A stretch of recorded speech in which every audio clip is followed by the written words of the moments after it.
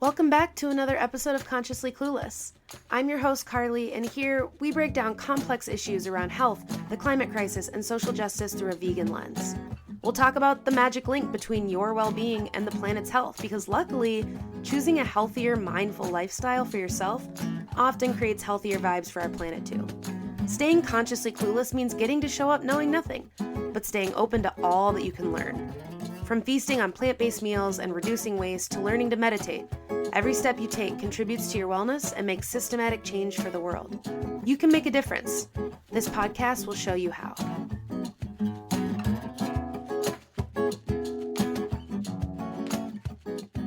I have followed your work for a while, and I'm truly grateful to be able to connect with you. Oh, my pleasure. Great to be here. So there are a lot of things I want to talk to you about, admittedly, but finding a starting point, my introduction into your work was your work as a co-founder of Plant-Based News, so maybe we can start there. Yeah, of course. So a little of the history, how it all started. So 2015 was an interesting year for me because I was passionately new to the whole vegan thing and was looking in different places for opportunities to kind of be involved in some way. And I was filming at an event called Vegan Futures, and it was a bit like TED Talks for vegans, quite professional, very well put together. And it was a really great space. Now I was doing videography for my friend Damien, who was the founder of that. Him and his wife Judy created. And it was a wonderful opportunity to meet lots of like-minded people and hear conversations on a variety of topics from nutrition to environmentalism and filmmaking and activism. It was great. And that's when I met Klaus Mitchell. And we became friends quite early on in that sense. He, by just pure chance, lived up the road from me, literally up the top of the hill. And I lived at the bottom of the hill. And he helped me move into the house I lived in previously to this one. And we just became friends. And he said, I'm working on this project, this fun thing that I do. I make videos, and I put them up on YouTube. And I was like, wow, that sounds fun. Nobody knows about it. My family don't know about it. It's all secret. Oh, he would wow. he would go and hide in the greenhouse outside his house in the garden and make these videos about vegan stuff. And he knew that I had worked in media and I had lots of media experience. And he was like, let's do some stuff together. And he knew I loved social media and was a massive addict of social media. And I was like, maybe I can use this addiction for something positive. And we worked together for a good few months. We would come and work in my spare room, and we would work at night and make content and organize videos and do lives and all kinds of fun stuff. And I absolutely loved it. And then completely out of the blue, we got an email from someone called Prince Khaled, our lead. And you get these emails from Prince sounding people, which are often, most of the time, they're spam, they're junk mail, aren't Yeah, my first thought was, is this real? Yeah, you're like, is this real? Where's the offer of $600,000 to in exchange for your postcode, mother's maiden name, birth certificate, and all that?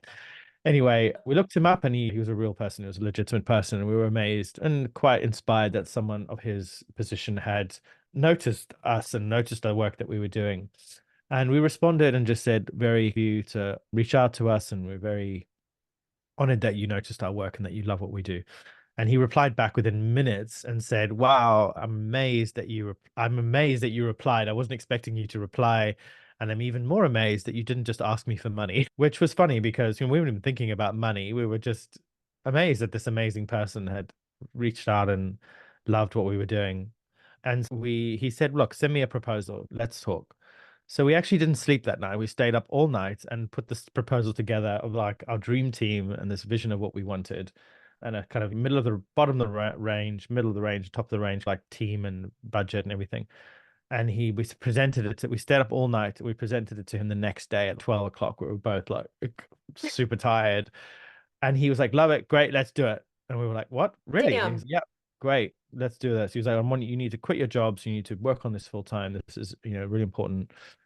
And it didn't all happen immediately. Very quickly, we were able to start to hire people, a writer, a journalist, and getting more support to scale what we were creating, which is a media company that spoke on meat, veganism, plant-based food innovation, recipes, and that sort of stuff. Yeah, it completely took off. And I ended up maybe took about 6 months or so to go completely full time because we still had to Mm.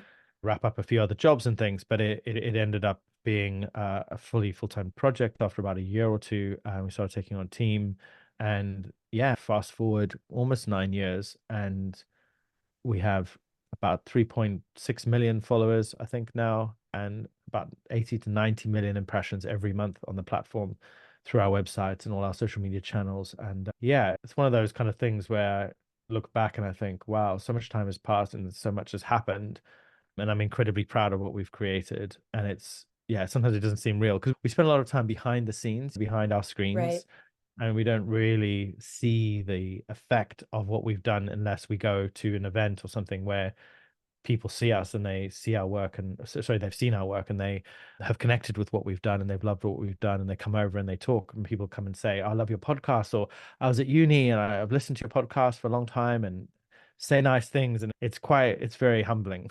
But yeah, it's been an incredible ride, and yeah, I'm just very grateful to be part of such a passionate and kind and compassionate community. So this was 2015, and you said you were freshly vegan. Did all of this happen pretty quickly after All going at the same vegan? You were, time. Yeah, yeah, wow. yeah. Yeah, I tend to jump on things that I'm passionate about and then just throw everything at it. And that was at the time, it was veganism, plant-based. Before that, it was actually like Buddhist stuff. I became Mm. very passionate about Buddhism and spirituality and threw all my passion into that. And I actually was like had a public persona as a Buddhist practitioner, and my I created YouTube videos, and some of my YouTube videos, not to like blow my own trumpet, but have had millions of views, and it was a hugely popular kind of, the content was hugely popular. Wow. But I was only in my late 20s and I was not prepared for what was coming for me. The pressure of people and, in quotes, celebrity. It's not for everyone. And I certainly didn't like being the center of attention and being treated like some kind of guru when I wasn't. I'm just someone who was passionate and it continues to be passionate about Buddhist principles. But as soon as you have a platform on whatever subject, whether it's politics, nutrition, environmentalism, spirituality, people look to you for answers and they think that you're the one with all the answers, which is ironically not what a guru is about. Actually, a guru is Mm. about leading you to the answers rather than picking you up and taking you there, which a lot of people want right in this fast-paced world. They want the answers and they want to be carried to the solution. What was the impetus into veganism? Where did that passion come from? It started with health. You would think being a Buddhist, it would be compassion and all that, but it actually started with health problems. Was kind of having a lot of issues with joint issues and bloating and skin issues, and I was trying to figure out what was wrong with me, and I started watching documentaries on nutrition. So Forks Over Knives, Food Inc., Fat, Sick and Nearly Dead by Joe Cross. And these documentaries really opened my eyes into the power of food and like what we eat, what we are, what we eat, and how we eat affects our health and our well-being. And that was the beginning of that process. Obviously, being a Buddhist as well, it helped because my whole life philosophy or my spiritual practice is about compassion. It's about ahimsa, Mhm, non-violence.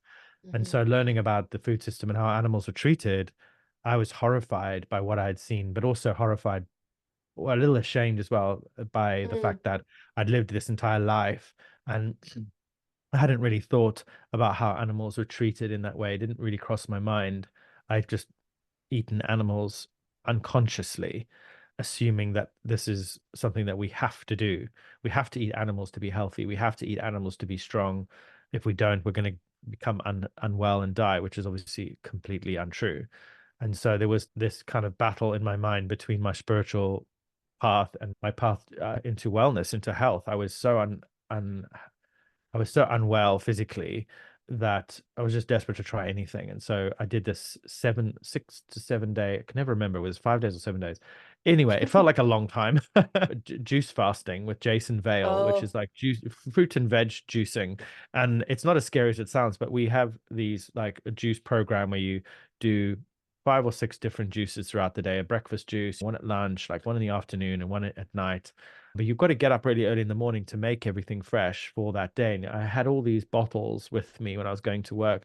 And I remember going to the supermarket and speaking to I was putting through all the pineapples, and it was like 12 pineapples. And the checkout lady was like, "Are you having a party?" And I was like, "No, this is my food for the week." And she was like, "What? Are you having a You're crazy." party? Like, "You crazy?" And I'm like, "Yeah, I'm gonna juice all this fruit and veg." She's like, "You're crazy. This is wild." But I was like, "Okay." Did it, and I felt amazing. I felt light. I felt more energy. I slept better. My sinus issues cleared up. Yeah, I felt like $1 million. And then towards the end of the process, I went with a friend to a birthday party at a pub, and I ordered a beef burger, which maybe that was divine intervention. I don't know, but I ordered a beef burger, and I was so sick afterwards. I absolutely hated it, Oh, and I wow. think realizing that was like me falling out of love with meat and realizing that it's not something I wanted to consume anymore. I also then ended up watching a documentary called Earthlings, which many I'm sure have seen, but it was a powerful kind of realization about the abuse animals endure at the hands of human beings, whether it's transport, entertainment, fashion. There's so many images and videos and kind of descriptions of animals being brutalized by humans in various different ways in that documentary, but in a way that's very, it's quite poetic. It's beautiful, but it's tragic, and it's voiced by Joaquin Phoenix, and it shook me, absolutely shook me. And actually, on that very day, I watched that documentary. My neighbor's cat was killed right outside our house, and it was that afternoon that I watched this documentary, and I went outside, Oof. and the other neighbors across the road who had hit the cat, they were up the road in this van with the kids, and she was screaming. The kids were crying, and she was like, "Oh, the cat." And I went back and looked, and the neighbor's cat, this beautiful white Persian cat, was on the road on the tarmac, kind of lying there in this huge big pool of ruby red blood, obviously dying, shaking and convulsing, obviously some serious trauma to the brain. And as a young person, we're always taught that if an animal is suffering, that we should put that animal out of its misery. We should end its life, the compassionate euthanasia, really. And I couldn't do it. I could not bring myself to take the life of that animal, even though they were suffering. And that was really a pivotal moment for me, because I thought, how is it that I cannot take the life of an animal when they're suffering in a way that is a compassionate act, when I am paying other people to kill animals for me to eat on a daily basis, and I'm doing that unconsciously, mindlessly. And that was a huge turning moment for me, when I thought, this is really important. This is a big thing, and why are more people not talking about this? Why are we not all talking about the fact that human beings can thrive and survive completely fine without any animal products? Why is this being kept from us? Why is this being hidden from us? And really, that was like the beginning of my journey, my route into activism, and my desire to shout this from the rooftops in as many ways as possible. Ultimately. I, I appreciate you sharing that. And one of the many reasons I have appreciated your work over the years is that those intersections are present. You address the different intersecting levels of oppression that is present with animals, with the environment, with food justice. And I see that too with a newer project, the Freedom Food Alliance. Yes. I'd love to hear more about that too, because I think that's just another example of showing how we can't untangle all of these things. Yeah, absolutely. So, veganism as a philosophy is concerned with ideally the removal of suffering at the hands of human beings in the areas of nutrition, transport, entertainment, fashion, etc. And the problem with veganism is that it's so deeply entwined with culture and people's way of life that when we enter into conversations with non-vegans, it often triggers a lot of emotion, anger, resentment, frustration, fear. And so, operating and working within a framework or an organization with the name plant based or vegan or anything like Mm, that in the title immediately sets people on the back foot, where they make assumptions about you. Obviously, you can spend 2 minutes looking me up on the internet, and you can see what I do, and you can see what my motives are. I want to see a plant based food system.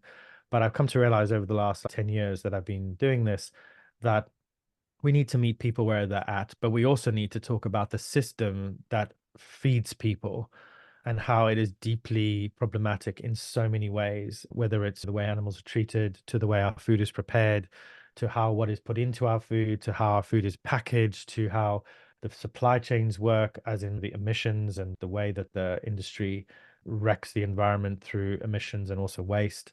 And then there's obviously migrant worker rights and how humans are deeply exploited to continue to feed this animal agricultural system, because animals are not the only non-human animals are not the only victims of the animal agriculture industry. Human animals are too. They are abused and misused in so many ways, and are silenced and don't have any rights, and nobody wants to hear them. And so the Freedom Food Alliance is really a consumer awareness platform, an alliance of people and organizations that I will be building over the coming years, who believe that the food system can be better and that there are solutions, but they're just not getting the attention they need. But the kind of secret, not the secret, but the central point in all of this is the consumer. Because when people go to the supermarket to pick up a pack of something, whether it's a pack of dairy milk or a pack of oat milk or a pack of chicken or a pack of vegan chicken, there is a decision that goes on in the mind of that person when they reach for that product. But when they reach for that product, that decision has been made weeks or days before or months before, and that the work to be done is done in the culture behind that person's thoughts and mind. And that goes on in everyday life. It goes on in schools, it goes on in universities, it goes on the TV, it goes on in every magazine that we open. There's this culture that constantly tells us that eating animals is normal, natural, and necessary, that we must do it, otherwise we will die. And it's obviously a lie. It's completely untrue. Humans are very capable of living without any animal products. We package up this idea to people, this idea that we don't need animal products, is really complicated.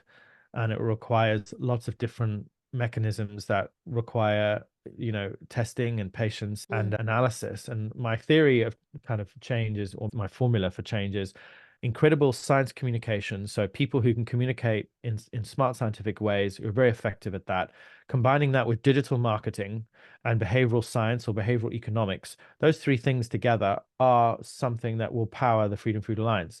And if we can work on those areas together in an efficient way, we can create a platform that can facilitate a conversation about how the consumer deserves to know the truth about their food. They need to understand the impacts of their food, whether it's health, the impact on the environment, or the ethical impact. So, take fish, for example. The health part of that conversation is eating fish can be seen as healthy. Many studies show that eating fish is healthy, and that's true. We can't ignore that, and we can't deny that as vegans. If we zoom out a bit from the environmental side of things, fish contains microplastics, heavy metals, PCBs, and all kinds of other environmental pollutants that you don't want to eat. But fish is still healthy. But because of the environment we have created, eating fish is no longer healthy. And then there's, you zoom out even more, and then look at the sort of it from a meta level. The ethical implications of eating fish is such that because so many people want to eat fish, we're now relying more and more on fish farms, which are destroying local habitats, which are ruining waterways because of the antibiotics and the pesticides and the waste and all of that. So what we want to try and do is help people understand that new food is nuanced, like how we eat it, where it comes from, how it's made. The food industry wants you to see a very small piece of that. They are like, here's a dot of what you need to know. Please ignore everything else. Continue to buy this bacon, continue to buy this fish, continue to buy this chicken, but please ignore all these other things that we're doing to the rivers, to cutting down forest, deforesting, to plant soy to feed cows. The food industry doesn't want the public to know about all of these things. And so it's a huge task ahead of us. There are many people already doing this out in the world. There's lots of great advocates, individuals, and like Instagram pages that are already doing this work. And so I'm just going to continue to follow on from that and try and bring together as many people as possible in this conversation about food security, about environmentalism, about ethics washing, greenwashing. How can we rattle the cage of industry and make them see that we're now watching them, that we are going to be monitoring their campaigns and their methods, and we're going to be shining a light on the things they don't want the consumer to see ultimately. I think what's really incredible about what you just described and the mission of this alliance and the work it is and will continue to do is the approach. And like you said, you have that formula for change, right? But it feels like that approach is zooming out a little bit from maybe someone who's going to bristle or be pissed off at using the word vegan first, Yeah. right? Instead of zooming out and saying, look at this food system and how you're screwed regardless of what you're Yeah. eating. look at the workers' rights in all of these places and look at this and this. And so I think that it sounds like such a good approach to bring people in who might not want to hear about it from Yeah, another angle. For better, for exactly. worse. I wish that weren't Yeah, true, of course, yeah. but It's broadening the conversation more so we can attract a wider, a broader church, a larger group of people. Because even after all the years of working on PBN, I still feel like we plateaued in a way. And I think, take the UK, for example, there are 66 million people living in this country, and about 2% of the population are vegan, which is a lot of people. But then if you look at the demographics of our Instagram page, the number of people that follow our page from the UK is tiny in comparison to the total number of vegans. We're not reaching people. How are we best placed to reach people? And we're best placed to reach people by removing the ideologies and the philosophies from these conversations, because ideology and philosophy are incredible forms of thought, but I think that they really limit the mass they create a limitation for the masses, because frankly, most people are just trying to survive. They're just trying to live. And if you're familiar with Maslow's pyramid of needs, at the bottom, where most humans on this planet are living, it's just survival. They're in survival mode. In this country, in the UK, one of the wealthiest countries in the world, there are over 5 million children living with food security problems. That means they don't know where their next meal is coming from. Over 2 million families are using food banks. They are having to rely on community food banks for food parcels because they can't feed themselves. So when we come to them, which is often seen as a very white middle class philosophy, oh, animals, bleeding heart, or the poor animals, people look at us and they go, I'm just trying to feed my kids. Cheap chicken and burgers is all I have. It's all I can get my kids. yeah. Yes, I could go and buy beans and things, but I don't know how to cook them. I don't have electricity because I can't afford to pay my energy bills. So how am I supposed to cook these beans you want me to cook? There's so many complexities to many people's lives that, coming in from the top of Maslow's pyramid of needs, which is the self-actualization bit, which is if you are privileged enough to not to have to worry about the electricity bill and the gas bill and the food bill, you have the privilege to think about the animals and all the other people in the world. But when you're down here at the bottom, you're just trying to survive and feed your kids and get through the day. I think as the years have rolled on, I've realized that philosophy is amazing, and it's great to have a philosophy like veganism, which is a moral baseline. But we're dealing with human beings here who have very complex and messy lives with so many interconnecting concerns and challenges that veganism can often come across as incredibly like reductionist. It's too simple. You can't just tell me to stop eating animal products, because it's much more difficult for me than doing something as simple as that. And I know there are many advocates out there who are like, yeah, but it is simple and baby steps. We shouldn't be molly like wrapping people up in cotton. We should be, straight with people. The animals are suffering. They don't deserve to suffer. And I 100% agree with that. Like, you spend any time on a factory farm, you looked in a slaughterhouse, the way farmed animals are treated is an atrocity. It's horrific. I would love to see an end to all of it, but we can't hold a gun to people's heads. We have to work with human psychology. We have to work within the systems that are all around us, which is the advertising system, the education system, the economic system. That's why we need vegans and smart, plant-based, sustainable people working in all these kind of Mm, fields, politicians, lawyers, doctors. We do need more activists, but we also need more of these people if we really want to see change.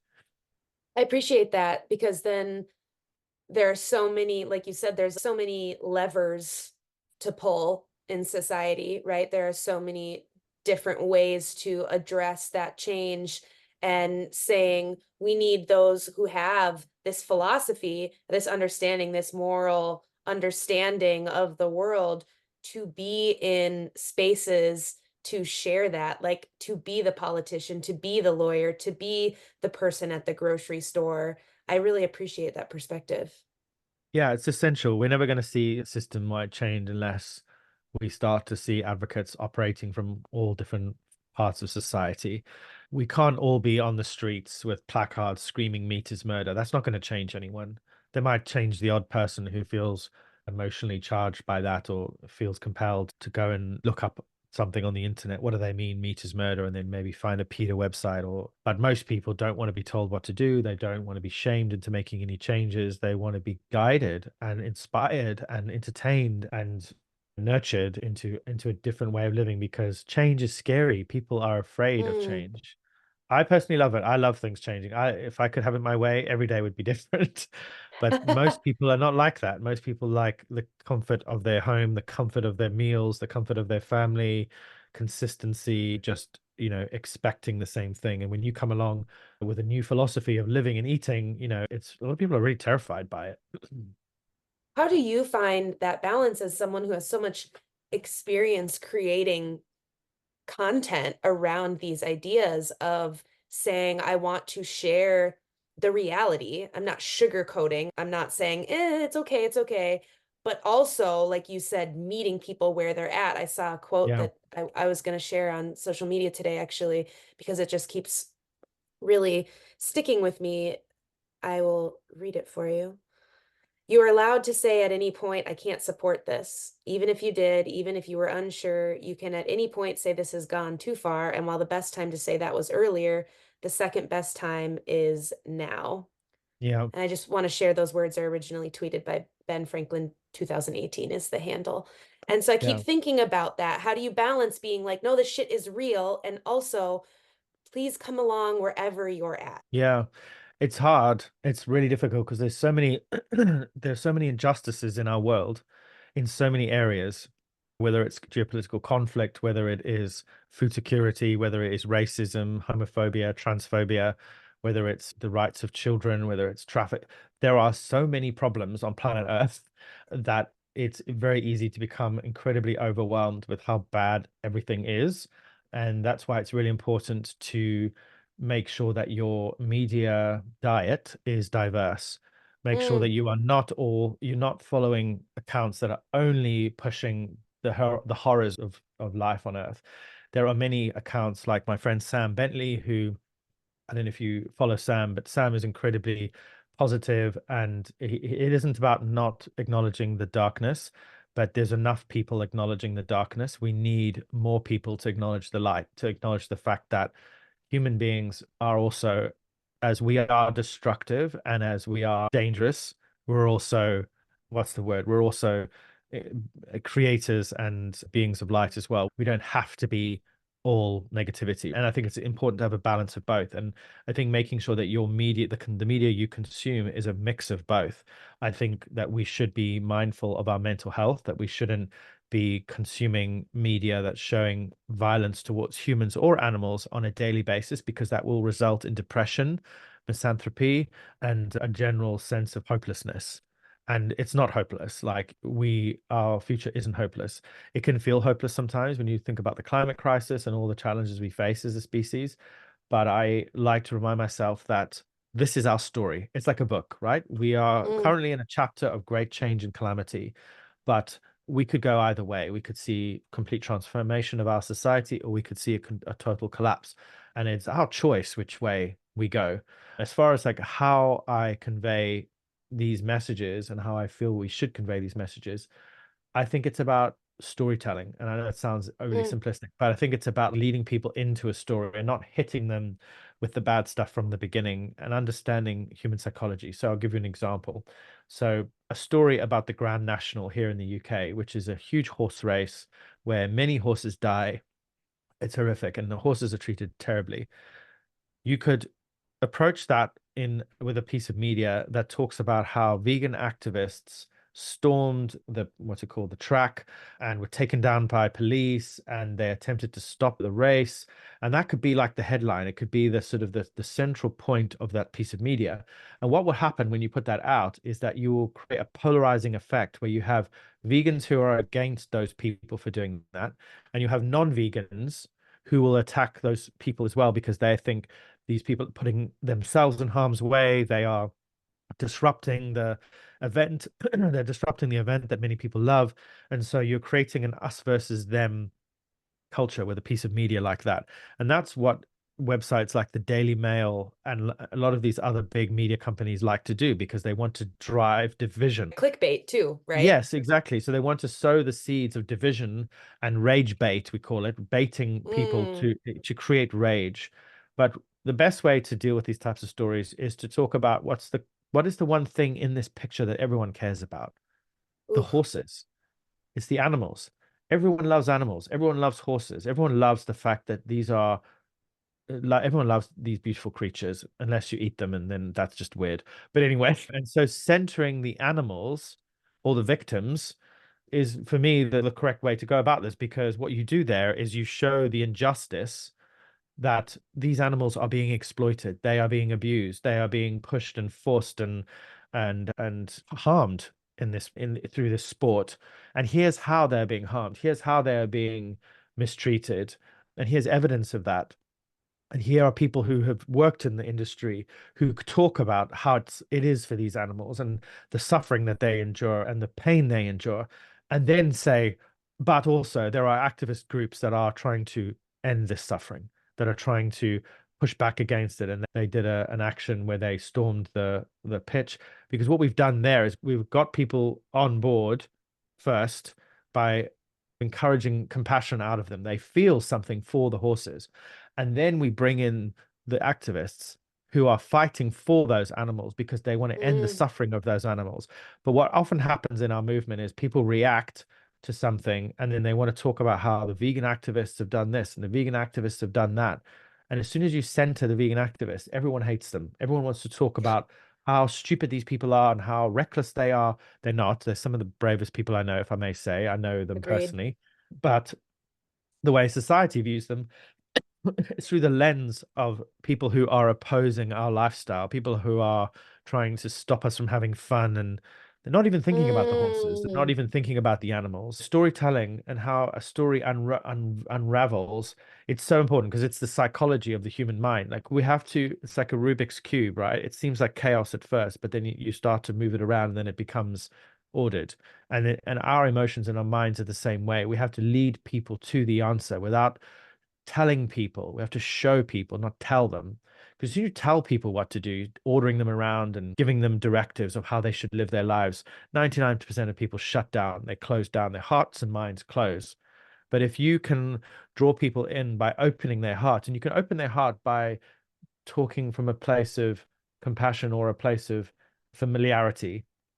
So you might start with a conversation with someone saying, do you eat sorry did you have any pets growing up, and talking about their dog or cat, or and trying to identify and circling in that compassion and love they felt for their dog or cat, and then looping in the conversations around like farmed animals, because in a way it's like triggering that compassion and then leading to it. So I know that's a very long answer, but it's all about trying to lay things out for people in a way that helps them get to the point where you want them to see what, because you can't start from the beginning with that. You can't force people to see the world the way you see it because they haven't been through that process yet. how do you, in constantly negotiating that balance for the content you consume and produce, how do you take care of yourself within that? It's very hard. I'm again highly addicted to social media, as I said, and so always on it. But it's just a strong spiritual practice. I'm a Buddhist, and with that comes the practice of meditation and mindfulness and being aware, being self-aware when I'm feeling feelings of anxiety or overwhelm, seeing them as red flags, reminding myself that I'm only human, I'm not a machine, and that I need to disengage, I need to step away, because these emotions and all the stuff that we experience as often what's called second degree trauma, when we see other Mm, human beings or animals suffering, there is a part of our psychology and our mind that actually feels that suffering deeply, and we can pretend it's not there and we can hide from it and we can cover it over with addictions and obsessions and distractions. But ultimately it's there and it does all build up, and often we can have these breakdowns and we have a total emotional meltdown. We can't understand what happened. Why did we blow up at our friend or our partner or our husband or wife? Why did we lose our temper so much? Why did we lose our temper so ferociously out of the blue? And it's not out of the blue. It's because of all the stuff that we have buried in our psychology, in our mind. And so it's just being very conscious and aware of the fact that we are very sensitive, emotional beings, and that everything we see, everything that we expose ourselves to is going to have an impact on us. And it's important to provide our brains and our minds with self-care. I make a point of consuming positive content every day. I like to share images of animals being free and alive and full of life, and the beauty of Earth and the beauty of our world. There is still so much beauty left in our world. It's fast disappearing. We are running out of time for the world that we live in today. And I think there is enough time to turn things around. But I think to create that balance in your life, to not always be drawn into the darkness, the bad stuff every day, just seek out the positive, seek out those stories and those people. There's a magazine which I'm a co-owner of called Positive News. It's only comes out 2 or 3 times a year, but it's a physical magazine that has all these amazing stories and positive things that happen around the world. And you can subscribe to it, and they send it to you in the post. You can also read many stories on their website. Follow Sam Bentley, as I said, and then also follow pages with nature and like animals, and that stuff just feels good. When we look at nature and we see plants and trees and forests, it's good for us. It releases dopamine and serotonin, and we can feel even just a little better. And that's Yeah. most of what I do. Yeah. And a bit of exercise, of course. You can exercise is an amazing way to bring a bit of balance and chase away those dark thoughts. I think that's so important to keep hearing from people like yourself who are doing the work, who are in it, to hear you say and find joy and take care of yourself, because it is so easy to start to feel bad about joy when you know of others suffering. Does that make Yeah. sense? It does. You can feel guilty about. I find it very hard to, when I Yes. go on holiday, to switch off because there's so much pain and suffering in the world and injustice. But I'm reminded that I'm of no service to anyone if I'm burnt out, depressed, and unwell. I can't do the work I do if I'm exhausted. So self-care, like a holiday or time off or a spa trip or something like that, I should not be feeling guilty because I work really hard. I really care about what I do. I pour my whole life into what I do, and I deserve to feel good. You know what I mean? Now, as far as like feeling good and then thinking about the suffering of others, it's painful. It's painful. There are times where I'm like sitting on my holiday somewhere and I'm thinking about all the horrors of the world, and I want to just break down. But in that moment, I remind myself I'm doing as much as I can do. I'm giving and sharing love and compassion with as many people as I can and doing as much as I can. I'm only one person. There's a lot one person can do. Look at Greta Thunberg. She sat down in front of Parliament because she really cared about something, and she sat down and she sat down. She kept doing it over and over again, and she launched an entire global movement of millions of people now who believe in her idea that protest and direct action and demanding change is something that we can all do, and it doesn't require any special skills. And inspiring others to act in some way, I think, is also what keeps me going as well. That gives me a Mm, sense of, it nourishes me knowing that what I'm doing is inspiring other people to do something and to take action in some way, because it's a bit like that. I don't know who said it, talked about the light of a single candle can light infinite numbers of candles. There is no limit to the light that you can pass on to others. It's unlimited, which seems impossible in the minds of human beings because our brains and the way we think are everything's very finite and limited and scarcity mindsets. We live in a society that's so obsessed with what you have and what you don't have, and the idea of something being unlimited doesn't seem possible to us, especially something as beautiful as the ability to take action in some form of activism or some kind of social change type of thing. Because I think a lot of people are like, I'm only one person, what could I possibly do? What could I don't know anything about anything, I don't have any skills. I'm like, skills can be acquired. You don't, you're not born with skills. If you want to change the world in some way, there's a ton of free stuff on YouTube. We now have this incredible piece of technology, ChatGPT, which is a mm. phenomenal tool to guide you and support you if you don't know what you want to do and you don't know where to begin. Ask it for guidance and describe to it what you would like to do and where you'd like to begin. And it's been a game changer for me, supporting me with my work over the last like year or so. So we have a lot of tools at our disposal now to help us keep moving forward. progressively, and a lot of free tools, right? A lot of free things out there that can support us. But nothing replaces one of the most important things, which I think is community. It's very hard to do this work and do it in an isolated echo chamber.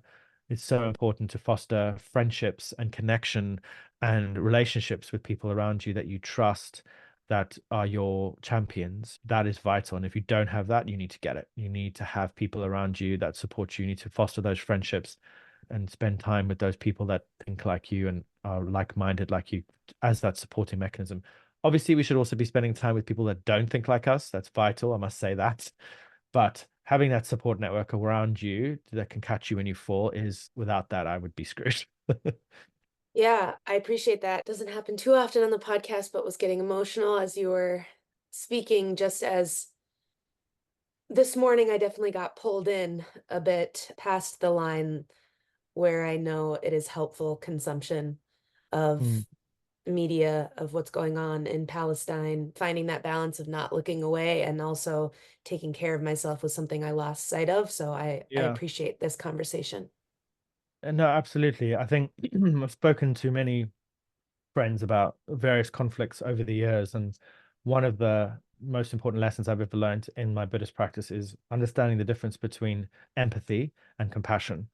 Ooh, Empathy is a limited resource. It's not infinite, and it's very easy for us to burn out in the ability, empathetic pathways of our brain. We are not unlimited beings when it comes to empathy, because empathy is so consuming. It's so, especially if you're an empath. I'm an empath and I feel people's emotions deeply, and I have to protect myself.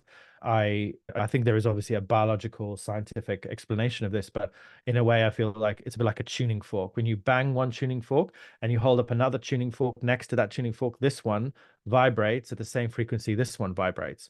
That's just a very simple, quite clumsy metaphor for the way our nervous systems work. But I truly believe that human beings, when we feel strong, intense emotions, we can, in a way, push them onto others, and it can trigger those same emotions in the other person, even a mm, person we do not know. But outside of empathy, which I think we should all feel as human beings, because I feel like otherwise we wouldn't be drawn or driven to take action. right. This is where compassion comes in, and loving kindness. Like, we have got to learn to practice compassion and loving kindness. It's not something that comes innately to us. I believe that we are equipped and gifted or blessed with infinite amounts of compassion within us as people. Wisdom, compassion, courage. These are the three kind of jewels that we own as human beings in our entire who we are, right? But compassion specifically, I believe, is a bit like a seed. It needs to be watered, it needs to be nourished, it needs to be nurtured. And understanding how to practice compassion and loving kindness is an essential survival tool in today's Mm, world, because there is so much media now that we are being exposed to, especially with violent media perpetrated against animals and humans in war zones or in factory farms. It's so easy to slip into an empathetic state where we're feeling what they're feeling, and then we can spiral into a death spiral of darkness and helplessness. And that is where depression and misanthropy and a sense of hopelessness comes in.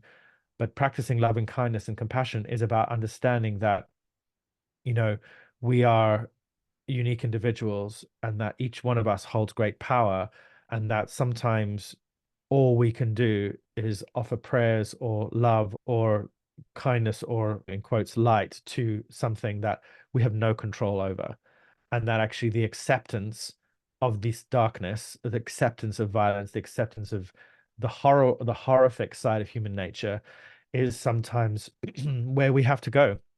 We have to acknowledge and accept that human beings can be violent, that we can be destructive, and that it's not about being okay with it. It's just accepting it. We mm, cannot change it, but we can play a role in building a world where people are respected and loved, no matter who they are, or no matter where they come from. And that seems far off in the world we live in today, but it is possible because there's so many parts of the world where that is happening. People live in very rich and diverse cultures like London. There's more diversity in London than there are in most cities around the world, and for the most part mm. people live in harmony, right? So theoretically and practically it is possible, and it's about dreaming about that type of world for me. It's about thinking about that at all times and really dreaming that world into reality and doing it in everything we do, from our interactions with individual people to how we think about ourselves. We all have negative thoughts about ourselves and destructive thoughts about ourselves. So that process of loving kindness begins with us, and then it's passed on to those that we know and those that we don't know, and then those that we really don't like as well. Praying, we in our Buddhist practice, we talk about chanting for people who are against us. If there's someone who's in your life who is causing you suffering, we actually are encouraged to pray for them, to chant for them, not pray that they change or pray that they see the light or anything, but pray for their happiness, pray for the fact that they are, there's that cliche, hurt people. And it's cliche, but it's true. Happy people don't but blow each other up. Happy people don't commit acts of violence. The world is the way it is because we are a deeply dysfunctional society who are not experiencing enough love, enough kindness, enough compassion. There's far too much greed and selfishness and arrogance and stupidity. Buddha talked about them as poisons. They're like poisons in our society. But the antidotes to these poisons are courage, compassion, and wisdom. And more courage, compassion, and wisdom, what we need in our society. And we get those through fostering those qualities in our children, in our education systems, and building a compassionate food system, a compassionate education system. And it is being done in parts of the world, but we just need more of it. Loving kindness meditations, it's one I come back to again and again, both for myself and when teaching yoga and meditation. There's something so beautiful about feeling a room collectively in that energy of Yeah. loving kindness. And it's a good reminder. Thank you. My pleasure. It's not easy. Like, it sounds easy. I'll just close your mind and think nice things about people you don't like. Yeah. It's not easy. So that's why it's called a practice. And one of the things I appreciate about some of the content creators as well is I'm thinking of someone like Lifting Vegan Logic, who does such a good job of using humor Yeah. in this space as well. And sometimes that can be helpful, coming back to humor and laughter, whether it's about veganism or in general, is Yeah. helpful for me. Oh, humor is such a wonderful tool to melt frozen hearts. You Yes, know, yes. if you can make someone laugh, you immediately disarm them. That's why a smile Mm, is such a powerful way to connect with people. When you first meet someone, if you smile, you immediately set the precedent for the conversation. There's nothing worse than when you meet the person for the first time and they just give you this blank stare and they like immediately don't trust you. Try smiling at people when you meet them for the first time. When you say, "Hi, how are you?" The number of people I meet over my travels and I introduce myself and I smile and I say, "Hi, how are you?"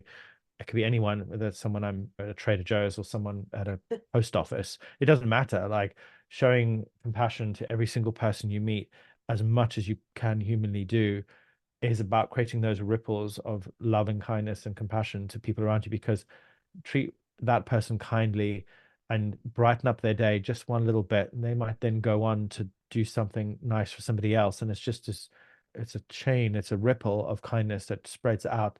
And that's what karma is. Buddhists talk about karma, and mm, karma is often very badly explained by most people. Karma isn't some vindictive force field that acts in opposition to what you do. Every thought, every word, and every action creates a ripple of cause and effect. If you smoke your entire life, you're quite likely to get cancer. It's not guaranteed, but you're quite likely to get cancer. That's cause and effect. It doesn't mean you deserve to get cancer.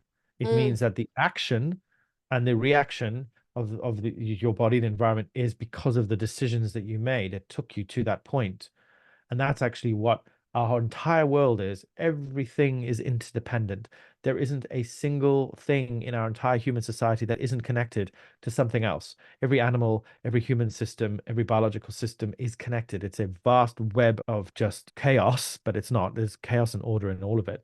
But we are in the middle of all of this, and all of these things we're doing every day, every thought, every word, every action is creating these ripples that are just spreading out into our entire society, changing it little bit by little bit. And if enough people, I truly believe that if enough people were in alignment with this idea that compassion and kindness are infectious, I think the world would shift rapidly. But because we live in a world where it's fueled by materialism and capitalism, which is very much about selfishness, about me, about what can I get, what can I have, fear around resources and walls and borders, and that's the world that we are currently living in. That's the paradigm we're living in. It's a complete opposition with this idea of there's enough for everyone, that we should all share, that we are all the same, really, like we in all the ways that matter, including the animals. We're living in a world of like opposites, and it's hard to see through it sometimes. I heard that. It is hard to see through it sometimes, 100%. I would love to keep chatting with you because I know that I could talk to you about these things for hours. But is there anything that you want to share with listeners that I haven't given you space to do? There's so many subjects I'm interested in. Sometimes I feel like there's not enough time in one life. I know, I was already like part 2 someday. Yeah. Yeah, oh, there's so many things. I guess it's really just about my work in the sense of like misinformation and how insidious it is. I think misinformation is a problem, and we're not doing enough about it. And if we don't, as a society, start to put systems in place to hold food companies, politicians, brands, the meat industry, etc., accountable for the misinformation that they are spreading, I'm just deeply concerned about the future of the food system at large, right? It's all built around the fact that people make choices about the food that they make. And people think that they have free will when it comes to those food choices, but they don't. We're born into a world where we are programmed and conditioned to eat certain foods. We're told that eating animals is normal, natural, and necessary, must do it. And so that results in these biases and these choices that ultimately are potentially leading to the undoing and the annihilation of our entire ecosystem. And my work with the Freedom Food Alliance and our new website, foodfacts.org, everything will be about trying to bang the drum for the conversation around the idea that the foods that we eat every day, everything, whether it's a carrot or a piece of chicken, has an impact in some way. And it's important to understand that. It's important to understand where it comes from, who makes it, what are some of the environmental impacts of that. And again, many people are just trying to survive and eat and thrive, but there are many of us who have the privilege and the luxury to choose and to make better choices. And so those people that do have the luxury and the privilege to make better choices, we should be doing that. And there's no more excuses, because all the information, the knowledge about the effect of our food system is now available, freely available on the internet. And we cannot hide from the truth anymore, ultimately. I appreciate that. Thank you for sharing. And I know that listeners will look up your work and the new organization, the website. I can put all of that in the show notes for folks to explore. Absolutely. Thanks so much for having me on the show, Carly. It was a real pleasure. And I'm sure we'll do a part 2 at some point. Yeah, thank you. I appreciate that. As you were sharing that last bit, I was like, oh, I would love to do an episode where we just did food system myth busting. Picked a couple of the top ones that get thrown around again and again and dive into those, something like that. Sounds great. Let's do it. If you're hearing this message, you've listened to the entire episode of Consciously Clueless. And for that, thank you so much. I hope you enjoyed this episode. And if you did, please leave a review on Apple Podcasts, Spotify, tag me when you share on social media, or share this episode with others who may be interested in the topic. Any sharing truly means the world to me. Join the community at patreon.com/consciouslycarly for bonus podcast content like smoke sessions with Consciously Cannabis guests, video versions of solo episodes, monthly live calls, one-to-one support, more lifestyle content, mindfulness resources, and more. Until next time, stay consciously clueless.